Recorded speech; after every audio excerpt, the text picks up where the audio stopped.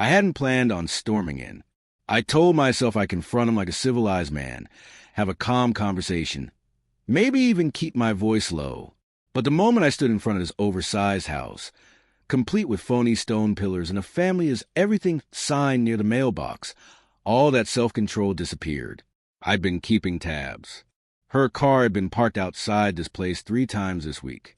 Same window of time, between 11 a.m. and 2 p.m., when the kids were at school and I was supposed to be buried in meetings. She assumed I wouldn't notice. But today wasn't about catching them red-handed. Today was about putting an end to it. I didn't knock. The door wasn't locked. So I shoved it open, hard enough to make the frames on the wall rattle. He was in the kitchen, holding a wine glass at noon like it was some kind of luxury retreat. He looked up, startled, mid-sip. "What the hell?" he muttered. "I want you to stop seeing my wife," I said, moving toward him. He blinked, stunned. "I don't know what you're talking about," he said, but the crack in his voice betrayed him. His body wasn't convinced of the lie either. I tossed a folder onto the granite counter. Inside were printouts, messages, location logs, screenshots, even a photograph of my wife in his bedroom window. Captured from different days, varying angles, but always the same betrayal. He didn't open it. He didn't need to. The silence between us already screamed the truth. But I wasn't done. You already wrecked one woman's life. Your own wife is dead. And now you're screwing around with mine too. His face turned ghost pale. That was the real bomb. This wasn't his first scandal. 2 years ago, his wife passed under questionable circumstances. The official line was that it was an accident. But in that quiet, cookie-cutter suburb, everyone whispered versions of the truth, none of them clean. He started to sputter. "That's not. How could you?" "Because I did what you didn't expect. I cut in. I paid attention. I connected dots. I did the work." I stepped closer, lowered my voice. "Even if my wife lost her way, she's still the mother of my kids. And if you so much as look in her direction again—" "What?" he said, puffing up, trying to sound intimidating. I smiled. "Then I won't just smear your name. I'll burn your whole world down." He didn't know it yet, but I wasn't just delivering a warning. I'd already set things in motion. My lawyer had the full file. The neighborhood association was getting tipped off about some not-so-legal construction he'd added, and I compiled enough circumstantial evidence from his late wife's case to stir the pot legally. It was never about violence. This was about precision, exposure. By tomorrow, his business partners, friends, and the entire homeowners board would be whispering about him, not just the affair, but his past. The kind of whispers that erode credibility. And freedom. Chapter 2. The past refuses to stay buried. He didn't say a word. For a full minute, he just stood there, clutching the counter as if granite could offer stability. His mind was probably racing, trying to assess how much he could salvage. The answer? Nothing. "You think you're clever," he said eventually, voice dark, "but you've no idea what you're messing with." I tilted my head slightly. "Isn't that what you said to your late wife right before things accidentally went south?" His fist clenched so hard, his knuckles went pale. I stood firm. 2 days earlier, I'd spoken with someone he likely hadn't thought about in a while, his former sister-in-law, Melissa's younger sister. I tracked her down through an old memorial post, sent her a vague but polite message. She called the very next morning. Her voice was strained, haunted. "Do you think he's doing it again?" she asked. "I know he is," I answered. She opened up about everything. The bruises, the strange calls, Melissa's spiraling fear. She'd even saved an old voicemail, something she kept without knowing why. Once I heard it, I knew I didn't need more. I stored everything under a private alias. I wasn't looking to explode the truth in one go. That's what impulsive people do. That's what they expect. Instead, I submitted a formal request, under a trusted lawyer friend's name, to reopen Melissa's case. Included were first-hand testimonies and overlooked evidence. Then I sent redacted versions of my wife's affair to Melissa's sister, asking just one question. "Do you want him to destroy another family?" Her reply was short and powerful. "Tell me what you need." Back in his kitchen, I kept my tone flat. "You're not scared of me. Fine. You're bigger, richer, tougher, whatever. But you should fear what's coming." "What's coming?" he sneered. "The past, and this time it's not toothless." He made a move toward me. I didn't react. Just calmly pulled out my phone, set it on the island, and tapped play. Melissa's voice, trembling and terrified, filled the room. "I don't feel safe anymore. He's angry, watching me. If anything happens..." He staggered back like the audio had burned him. "Where did you get that?" "From someone who's done being quiet." I stared him down. "You didn't just take my wife. You shattered how my children see their mother.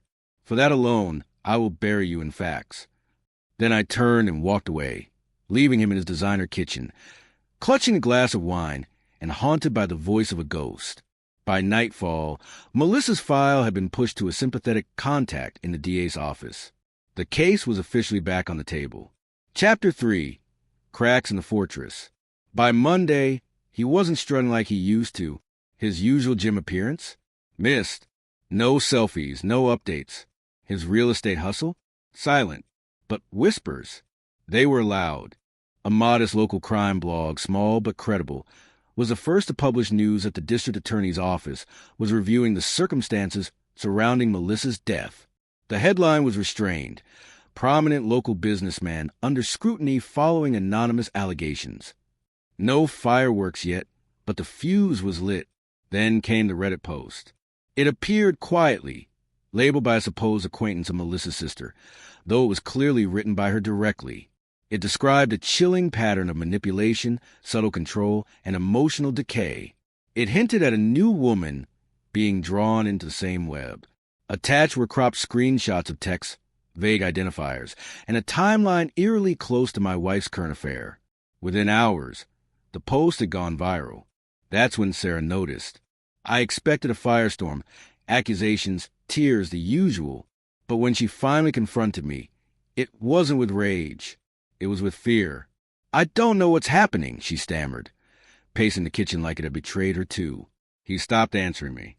"People are sending me screenshots. They're talking. It's about him, Matt, and now they're dragging me into it." Dragged. I asked, stirring my coffee with deliberate calm. Her eyes flashed. "Don't play dumb. This is your hands all over it." For the first time in weeks, I looked her directly in the eye. "If you knew what he did to his wife, if you had any idea who you let into your bed..." "I didn't," she interrupted, too quickly. "But you knew what you were doing to me." Silence. Then came the knock. 2 days later, a detective came by. Not to interrogate, to thank me. "You've given us more than we've ever had," he told me. "We're re-engaging with the sister. The lab's going back over the autopsy files. Nothing confirmed yet, but if there's something here, it's going to hit hard and hit the right people." I gave him a nod and let him leave. Then I opened my laptop. Final batch of emails. Sent under aliases to every corner of his world. Corporate sponsors, gym partners, neighborhood associations. Attached were everything. Melissa's voicemails, the DA's confirmation of the case review, even the original police report. By Friday, his life was on fire. His brand, Smoke Fitness, cut ties. Investors froze his funding. His name disappeared from local fundraiser boards. And Sarah? She retreated into curated misery. Her Instagram filled with cryptic quotes about betrayal, resilience, and finding yourself. No names, no specifics. But everyone knew. She wasn't safe to mention anymore. Not by him, not by me. Chapter 5. I didn't destroy you. I just watched. The smug, self-assured man who once peeked at me through closed blinds now looked like a man barely holding it together. He was disheveled, twitchy, aging like milk. His jaw locked tighter, and his eyes darted toward every passing car like the ghosts of his past were finally catching up. And I didn't need to lift another finger. The story had evolved beyond me. Melissa's sister stepped forward. No more hiding. She gave interviews, joined podcasts, filed new statements, and quietly rallied women who had once shared space with a man now under a magnifying glass. There were no dramatics, no exaggerations, just clear, damning truths about years of control, fear, and gaslighting. Melissa's case wasn't just reopened on paper. It was being dissected by the public, retweeted, debated, examined. With fresh eyes came renewed anger. and scrutiny. The community that once welcomed him was now digging into every inch of his life, including his role in my wife's downfall. Then Sarah came back. She asked to talk. I agreed. She looked different. No glam, no filters, no practice expressions. Just a weight of choices she could no longer dodge. I know I've apologized, she began without looking at me. But I didn't realize what I was stepping into. I thought I was chasing freedom. You thought you were upgrading, I said bluntly. Her lips trembled. I was wrong. He didn't care about me. I was just his next conquest. You were the one who... Don't. I stopped her cold. Matt, please. I don't need your forgiveness. I just want you to know I regret everything. And I believe her. But regret doesn't fix broken glass. You didn't break me, Sarah. You freed me. I said calmly. I was faithful. I showed up. You got comfortable and careless. Then someone flashy waved attention your way, and you threw it all away. I paused. I didn't expose him because you cheated. I exposed him because he's dangerous, and you made yourself his next victim. She lowered her eyes. I'm sorry. I don't forgive you, but I'm done carrying the weight you dropped on me. You want closure? Live with what you chose. I stood. She stayed seated. There was nothing else left to say. Final chapter. Smoke over gold. The house was mine again, not just by name, but in presence. The walls no longer echoed with secrets. The air didn't feel heavy. No more false apologies, staged phone calls, or strange silences. Just stillness, honesty, and a place I could finally breathe in. I saw her one last time, not planned. Just a chance run-in at the grocery store downtown. She wore a hoodie, sunglasses, no makeup. Her walk was fast, her eyes down, like someone hoping to stay invisible in a town that once praised her. She froze when she noticed me. I didn't stop, didn't even slow, just gave a slight nod and walked right past her. She didn't call out, didn't follow. Maybe she finally realized nothing was left to save. He wasn't so lucky. 2 weeks later, his mugshot was plastered across the news. 3 charges: tampering with witnesses, tax evasion, and obstruction linked to Melissa's case. His expression? Utter defeat. His empire had collapsed. No more investors. No more Jim. Even his own company issued a statement. We do not support or associate with the actions of our former partner. He no longer represents this organization. And me? I said nothing. No social media rant. No satisfaction parade. Real justice doesn't need applause. It just needs truth. I rebuilt in silence. Took the trip I canceled 3 years ago when Sarah claimed a last-minute client emergency. Spent real time with my kids, present, grounded, whole. They wouldn't remember a bitter, angry man. They'd remember a father who stood tall through the storm and rebuilt what mattered. Closure is an event. It's a decision. I could have gone scorched earth, but I didn't need to. She had already self-destructed. She just didn't see it until the smoke cleared. She gave up gold for ashes, stability for chaos, a husband for a fraud. And now she's just background noise in a story that ends with him ruined, her forgotten, and me finally free. Was justice served? If you think so, hit that like button and share this story. Subscribe for more real, raw stories where truth hits harder than fiction. Your support fuels stories like this, where every betrayal has consequences and every secret has a reckoning. Thanks for being part of this one. Because sometimes the loudest revenge is the one whispered by truth.